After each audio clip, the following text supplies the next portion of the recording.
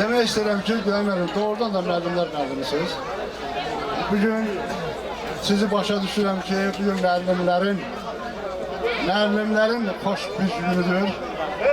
Çünki gözəl bir insan, cavan bir müəllim, gözəl bir müəllim, Seymur müəllimi bugün toy şənliyi keçirilir. Bu münasibətlə mən müəllimləri təbrik edirəm. Əziz müəllimlər, doğrudan da bugün sizin xoş gününüzdür və bu xoş gün münasibəti ilə sizləri təbrik edirəm. Təbrik edirəm gözəl bir insanın. Yine qaydıram o sözümə, gözəl bir insanın, Seymur müəllimin bugün toy şənliyi keçirilir. Bu münasibətlə mən valideynləri təbrik edirəm. İdris ailəsini təbrik edirəm. Salamlar olsun. İdris ailəsini təbrik edirəm. Və əlbəttə ki, kəndimizin xoş bir günüdür, xoş bir məqamıdır. Hər birinizi təbrik edirəm, əziz keççilərim. Çox mübarək, Allah xeyir versin. Sağolun axşamınız xeyir olsun, hörmətli qonaqlar, keççilərim.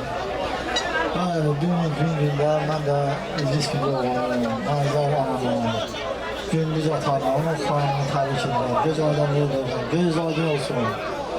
Bəyinə gəlinə uzun ömür, can sağlığı, gəlinin qədəmləri bu evə düşərli olsun, bu məhəlləyə düşərli olsun. Təzə ab-hava yazsın evdə. Bir daha təbrik edirəm, sağ olun. Mən də ilk növbədə bəyin valideynlərini, bəyin atalarını, analarını mən göz aydınlığı verirəm. Və Seymur bəy sizə uzun ömür, xoşbəxtlik arzu edirəm. Çox sağ olun, Allah bu toyu mübarək eləsin. Düzdür, Mənzər başqa kəndin qızı deyil. Elə bilirsən bu kəndin qızıdır. Ana kimi bir yaşı anadır.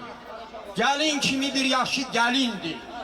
Xeyirduvanı Allah'dan alıb nə var? Gecəni bilmir, neçə saatlı gecə. Nüboy şəxs xəstə qapısına gəlib, net demir. Allah oradan xeyir verir. Qapıdan girmişik, xeyirduvanə girmişik. Nə lazımdır da bir saat danışma. Zurnali başıva dönüm. Müşahit elə orada, ağa bağışla yine, ağa böyüksən orada. Deyən, danışarlar. Hala mənə bax, 5 dəqiqə çalacaqsan Seygani. Buyur. Allah xoşbəxt. Allah mübarək eləsin, Allah xoşbəxt. Axşamınız xeyir olsun. İdris qardaşımı, ailə üzvlərini təbrik edirəm. Göz aydınlığı verirəm ona. Seymur bəyə ailə saadəti, uzun ömür, can sağlığı arzulayıram. Arzu edirəm ki, xalam nəvəsi ilə xoşbəxt olsun, yaxşı günlər keçirsinlər. Mehriban olsunlar. Bir daha mübarək olsun deyirəm.